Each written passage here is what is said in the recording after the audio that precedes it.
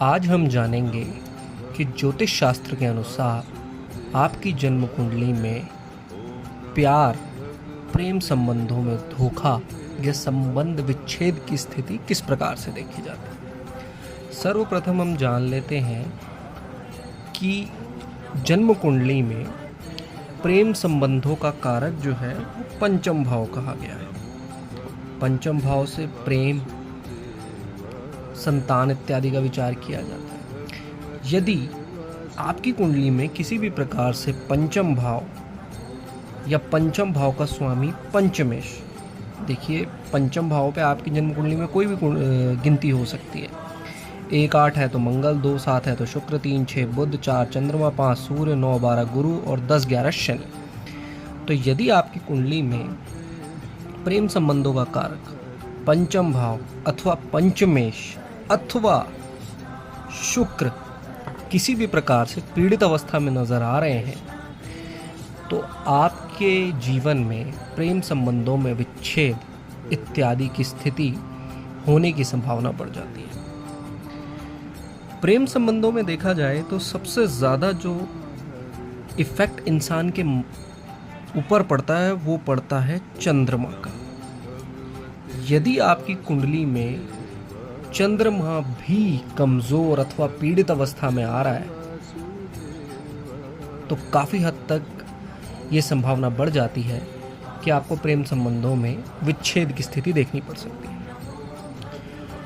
अब हम जानते हैं कि यदि आपकी जन्म कुंडली में शुक्र अथवा पंचम भाव से राहु का संबंध बनता है, तो ऐसे व्यक्ति के जीवन में जो प्रेम संबंध होते हैं उसमें एक प्रकार की भ्रम की स्थिति उत्पन्न होती है। राहु जो है वो इल्यूजन का कारक है, तो वो नाना प्रकार के भ्रम पैदा करता है आपके या सामने वाले के मन में आपके प्रेम संबंधों से रिलेटेड। तो यदि जन्म कुंडली में आपको कहीं पर भी शुक्र राहु की युति अथवा शुक्र राहु का संबंध नजर आता है, पंचम भाव का संबंध राहु से नजर आता है, पंचमेश से राहु का संबंध नजर आता है, तो आप ये स्थिति देख सकते हैं कि भ्रम के कारण आपके संबंधों में विच्छेद की स्थिति उत्पन्न होती है। अब दूसरे क्रूर ग्रह मंगल की बात करें। यदि आपके पंचम भाव पे पंचमेश या शुक्र से मंगल का संबंध बन रहा है,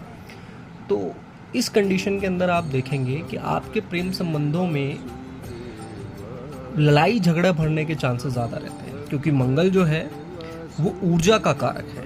ग्रहों में सेनापति का दर्जा दिया गया है मंगल को, जिस कारणवश आपकी जन्म कुंडली में आप पर या अथवा आपके सामने वाले पर मंगल का प्रभाव प्रेम संबंध में होने से लड़ाई झगड़े बढ़ने की उम्मीद ज़्यादा रहती है। अब बात करते हैं यदि केतु का प्रभाव आपके पंचम भाव पे आ जाए, शुक्र से या पंचमेश से केतु का संबंध बन रहा हो, तो केतु जो है वो भटकाव का कारक है। अब देखा जाए तो ज्योतिष शास्त्र की माने तो ग्रहों में जो केतु है उनके पास सर नहीं है, उनके पास केवल दिल है। दिल होने के कारण वो भटकता रहता है, क्योंकि उसके पास आंखें नहीं है, उसके पास दिमाग नहीं है। तो इस स्थिति में केतु की स्थिति ऐसी होने पर भटकाव की स्थिति अत्यधिक हो जाती है। दूसरे के प्रति मन में भटकाव आता है, मन स्थिर नहीं रह पाता किसी एक के प्रति। तो प्रेम संबंधों में विच्छेद का कारण केतु इस प्रकार से बनते हैं।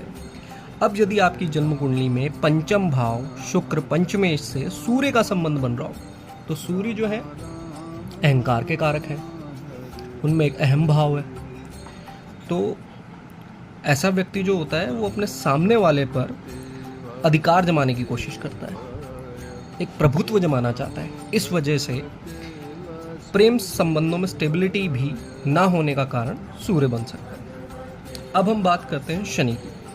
शनि को देखा जाए तो शनि शुक्र के परम मित्र हैं, परंतु शुक्र जहां भोग विलास प्रेम के कारक हैं, शनि वहीं वैराग्य और अलगाव के कारक भी माने गए हैं। यदि आपकी जन्म कुंडली में पंचम भाव पंचमेश या शुक्र शनि का किसी भी प्रकार से संबंध बनता है, तो आप ये देखेंगे कि ऐसा व्यक्ति जो है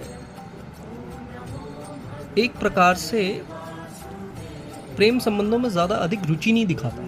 अगर शुक्र शनि का संबंध बन रहा है तो ऐसा व्यक्ति जो है यदि जीवन साथी से किसी बात में मनमुटाव हो जाता है तो उसके जीवन में निरस्ता अधिक रहती है। वो अपनी तरफ से कोई प्रयास नहीं करता कि मैं उस संबंधों को ठीक करूं।